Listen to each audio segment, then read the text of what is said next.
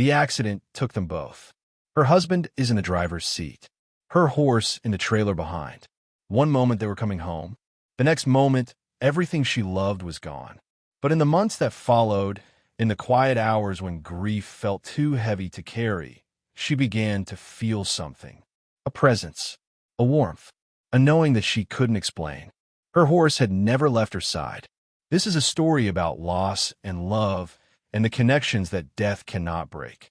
If you've ever felt the presence of someone you've lost, this story is for you. Hit like and subscribe before we begin. And drop your country in the comments. I want to know where you're watching from. Clara had been married to Michael for 23 years. They had built a life together on a small farm outside of town. No children, just each other and the land, and a chestnut mare named Ember who had been with them for 15 years. Ember was more than a horse to Clara. She was family, a daily companion, the steady presence that met Clara at the fence every morning and followed her around the pasture every evening. Michael had loved Ember almost as much as Clara did. He would bring her apples from the orchard. He would stand in the barn and talk to her while he worked. He would ride her on weekends, the two of them moving through the trails behind the property with an ease that came from years of trust. On a cold November evening, Michael loaded Ember into the trailer. He was taking her to a veterinary clinic 2 towns over for a routine checkup. Clara had planned to go with him, but she had a migraine that afternoon and asked him to go without her. Michael kissed her forehead and told her to rest. He said he would be back in a few hours. He never came home. The police came to Clara's door just before midnight. There had been an accident on the highway. A truck had crossed the center line. Michael's vehicle and the trailer had been hit head-on. Michael died on impact. Ember died in the trailer. Clara remembered screaming. She remembered collapsing. She remembered the police officer's voice, distant and muffled, like she was underwater and he was calling to her from the surface. Everything after that was a blur of grief, so complete it swallowed her whole. The funeral was small. Clara moved through it like a ghost, speaking when spoken to, nodding when expected, but not really present. Not really anywhere. Michael's family came and went.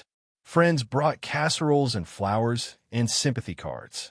And then they all left, and Clara was alone in the farmhouse that was suddenly too big and too quiet and too full of things that reminded her of everything she had lost. She stopped going to the barn. She couldn't. The empty stall where Ember used to stand was unbearable. The halter still hanging on its hook. The brush still sitting on the shelf. The apple cores Michael used to leave in the feed bucket. Clara stayed in the house and waited for the grief to ease. It didn't. Weeks passed, then a month.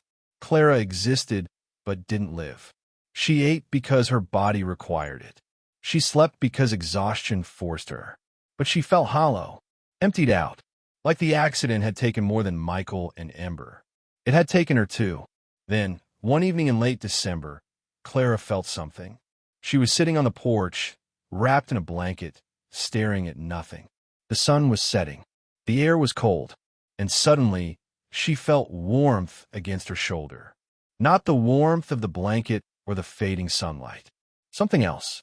Something specific. It felt like a breath. Warm and steady. The way Ember used to rest her nose against Clara's shoulder when they stood together in the pasture. Clara turned her head. There was nothing there. Just empty air. But the warmth didn't leave. It stayed, pressed gently against her shoulder, patient and unhurried. Clara's breath caught. She reached her hand up slowly and held it near her shoulder, and she swore she felt something. Not solid, not visible, but present, real in a way that had nothing to do with sight or sound. She whispered Ember's name. The warmth shifted, moved slightly, like a response. Clara sat on that porch until the sun disappeared completely, her hand resting in the empty air beside her shoulder, tears streaming down her face. Not tears of grief this time. Tears of something else. Relief, maybe, or gratitude, or the overwhelming realization that she wasn't as alone as she thought. After that night, Clara started noticing it everywhere. She would be standing in the kitchen and feel a gentle pressure against her back, like something leaning into her. She would be lying in bed and feel the mattress shift slightly, The way it used to when Ember would rest her head over the stall door and Clara would reach out to touch her face. She would be walking through the house and hear the faintest sound, almost like hoofbeats, soft and distant, following her from room to room. She couldn't see Ember. She couldn't hear her in any concrete way, but she could feel her in the quiet moments, in the grief-heavy hours, in the mornings when getting out of bed felt impossible. Ember was there.